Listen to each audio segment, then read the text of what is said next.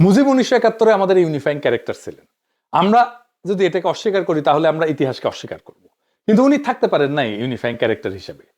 কারণ unifying character তখনই চিরস্থায়ী হয় না যখন ওই ক্যারেক্টার নিজেকে রাষ্ট্রের সমর্থক ভেবে বসে।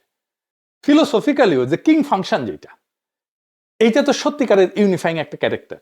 এই কিং নিজেকে প্রতীক হিসেবে ব্যবহার করতে দেন, কিন্তু সিদ্ধান্তকে প্রতিষ্ঠানের দিকে ঠেলে দেন।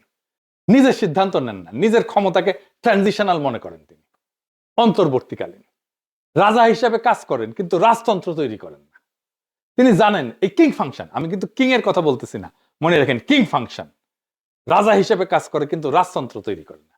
তিনি জানেন আমার কাজ ঐক্য তৈরি করা, আমাকে অমর করা না, নিজেকে অমর করা না।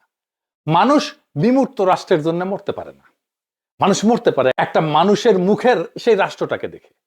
এই জন্য ইউনিফাইং ক্যারেক্টার হিসেবে ব্যক্তি প্রয়োজন। কিং ফাংশন বহু সমাজে বাস্তবেও কার্যকর। যেদিন রাজা সেই কিং ফাংশন, যেদিন ওই ইউনিফাইং ক্যারেক্টার নিজেকে ঐক্যের উৎস না বরং ঐক্যের মালিক ভাবে, সেদিন থেকে জাতির ক্ষয় শুরু হয়, ইউনিফাইং ক্যারেক্টারের ক্ষয় শুরু হয়। মুজিব এইভাবে ক্ষয়ে গেছে।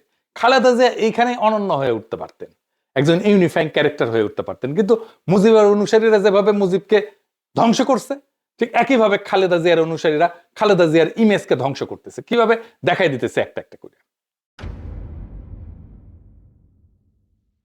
2024-এর 5ই আগস্টের পর বিএনপির সবসময় একটা খায়েশ ছিল খালেদা জিয়ার এই তুঙ্গস্পর্শী জনপ্রিয়তাকে ভোটের বাক্সের ভোটে রূপান্তরিত করবে।